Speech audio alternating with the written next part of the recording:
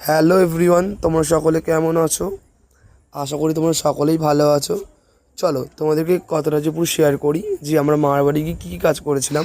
ওম নমঃ তো শিবায়। আমি মামার বাড়ি গিয়েছিলাম, মামার বাড়ি গিয়ে মুড়ি ফুড়ি খেয়ে তারপরে বসে পড়েছিলাম যেখানে মানে স্বয়ং ব্রহ্মময়ী বসবেন আর শীতলমা বসবেন, সেখানে আমি একটু আলপনা দেওয়ার জন্য বসে পড়েছিলাম। তো আমি জানো তো একটু আঁকা পাকা একটু ভালো মানে ভালোবাসি। তারপর সামনে একটা দোকান ছিল বই খাতা, সেখান থেকে আমি দুটো ফেব্রিক কিনে আনি, একটা লাল আর একটা সাদা, তার সঙ্গে একটা 12 নম্বরের তুলি কিনে আনি। তার সঙ্গে আমি নিয়েছিলাম 20 টাকার, তার সঙ্গে আমি এনেছিলাম 20 টাকার খড়িমাটি। আর হচ্ছে খড়িমাটিতে পুরো ব্যাকগ্রাউন্ডটা শেষ করেছিলাম। শেষ করার পরে লাল ফেব্রিক দিয়ে ফুলের মাঝখানগুলো করেছি, গোল গোলগুলো করেছি। তারপর দু সাইডে ফাঁকা ছিল বলে মাসিরা বললো, আমার মাসি বললো যে হচ্ছে ওখানে কিছু করে দিন, নাহলে কেমন ফাঁকা ফাঁকা লাগছে বলে এই সাইডে দুটো ফুল ফুল মতো করে দিয়েছি। দেখো আমি তো অতটা ভালো আঁকতে পারি, যেটুকু সেটুকু দিয়ে করার চেষ্টা করেছি।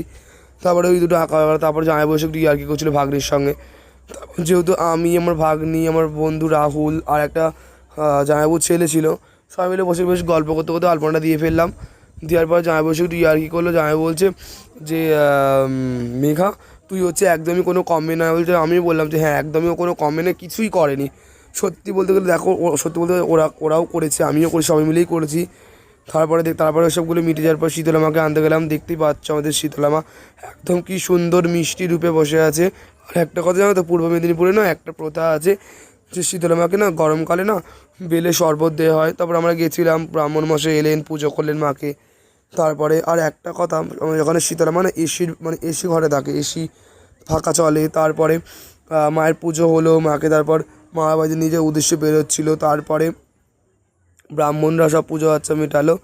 মিটিয়ে যাওয়ার পরে তার পাশেই ছিল মহাদেবের মন্দির। আর মহাদেবকে দেখতেই পাচ্ছেন কি সুন্দর লাগছে, অপূর্ব।